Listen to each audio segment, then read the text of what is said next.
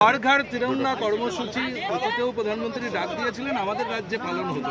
প্রধানমন্ত্রীর ডাকটা এখানে পৌঁছতে দেওয়া হতো, তার জন্য সরকারকে পাল্টাতে হচ্ছে তিরঙ্গা যাত্রা করার জন্য। গত কয়েকদিন ধরে গ্রামে গঞ্জে শহরে সাধারণ মানুষ তিরঙ্গা নিয়ে নেমেছেন, ভারত মাতা কি জয় বন্দে মাতরম স্লোগান দিয়ে হাঁটছেন। এইটার জন্য বহুদিন অপেক্ষা করতে হয়েছে, সারা ভারতবর্ষে হতো। পশ্চিমবাংলায় করতে দেওয়াটা এটা রীতিমতো রাষ্ট্রবিরোধী হয়ে গেছিল, বাংলাদেশ বানাবার চক্রান্ত হয়েছিল। সেখান থেকে মানুষ মুক্তি পেয়েছেন, আজকে রাস্তায় নেমেছেন। তিরঙ্গা এই যে ভিশনটা প্রাইম মিনিস্টারের ছিল, গত সরকার অবধি আমরা দেখিনি খুব একটা করতে। দেখুন, কেন্দ্রীয় প্রকল্প পশ্চিমবাংলায় লাগু হবে না।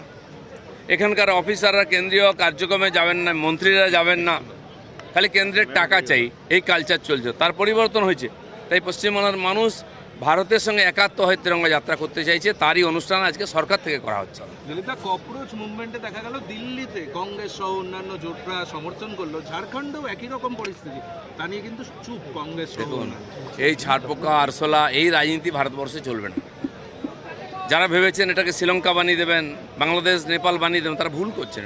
এটা ভারত, যুগ যুগ ধরে, হাজার বছর ধরে এখানে গণতন্ত্রের ভিত প্রতিষ্ঠিত হয়েছে। এটা গণতন্ত্রের জননী, প্রত্যেকের বলার অধিকার আছে, কিন্তু দেশের বিরোধিতা করার অধিকার নেই, তাহলে আইন এগিয়ে আসবে।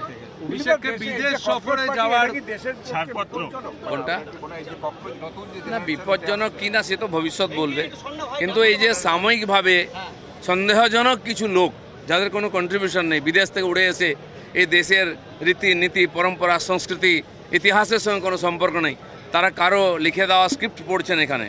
আমি দেখেছি যখন সাংবাদিকরা চেপে ধরেছেন তাদেরকে আর প্রশ্নের উত্তর ছিল না, মৌন হয়ে গেছেন। তার মানে একটা সীমা অবধি তাদেরকে শিখিয়ে দেওয়া হয়েছিল, সেটা বন্ধ হয়েছে। দেশের মানুষের কাছে চিত্রটা পরিষ্কার হয়ে গেছে। অভিষেককে বিদেশ সফরে যাওয়ার অনুমতি দিল সুপ্রিম কোর্ট শর্ত সাপেক্ষে 3 সপ্তাহ। সুপ্রিম কোর্ট যদি মনে করে থাকেন মেডিকেল গ্রাউন্ডে কাজ যাবে, নিশ্চয়ই যেতে দেবেন, কিন্তু বিদেশ যাওয়ার জন্য এত আতুর কেন? দিল্লির একজন নেতা মাঝে মধ্যে গায়েব হয়ে যান, 2 মাস 3 মাস বিদেশ চলে যান, বাংলার নেতাদেরও সেই অসুখটা ধরেছে।